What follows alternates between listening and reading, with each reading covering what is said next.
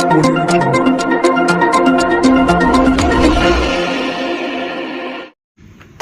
વર્ષ અગાઉ અવરાશી વિસ્તારમાં કારખાનામાં ઘૂસી ફાયરિંગ કરી ₹1,77,000ની લૂંટને અંજામ આપવાના ગુનામાં નાસ્તા ફરતા આરોપીને તમિલનાડુ ખાતેથી દબોચી લેતી સુરત શહેર એસઓજી પોલીસ કમિશનર અનુપમ સિંહ ગેહલોત સુરત નાઓએ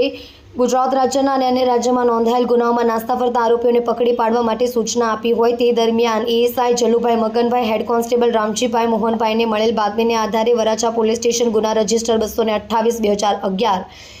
ઇબીકો કલમ 307, 394, આર્મ્સ એક્ટની કલમ 25A27 મુજબના ગુનામાં નાસ્તો ફરતો આરોપી રાજેન્દ્ર ઉર્ફે રાજુ તમિલનાડુના તિરુવલ્લુર જિલ્લામાં છુપાઈને બેઠો છે, જેની જાણ થતાં એસઓજી પોલીસ ઇન્સ્પેક્ટર એપી ચૌધરીએ તાત્કાલિક 3 પોલીસ માણસોની ટીમ બનાવી તમિલનાડુને રવાના કરી હતી.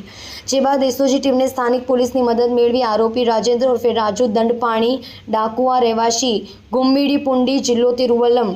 તમિલનાડુવાળાને ઝડપી પાડવામાં આવ્યો છે. તારીખ 26/9/2011ના રોજ સદર ગુનામાં સંડોવાયેલ આરોપીઓ પાવરલૂમ્સ મશીનોના કારખાનામાં ઘૂસી ફરિયાદી પર પિસ્ટલ ટાંકી ટેબલના દરવાજામાંથી ₹1,77,000 અને ફરિયાદીના પાકીટમાંથી 7,000 લઈ લીધા અને ગોળીબાર કર્યું. લોકોનું ટોળું ભેગું થઈ જતાં તેમાંથી એક આરોપીને લોકોએ પકડી પાડી અન્ય આરોપી ભાગી ગયા હતા, જે બાબતે વરાછા પોલીસ સ્ટેશનમાં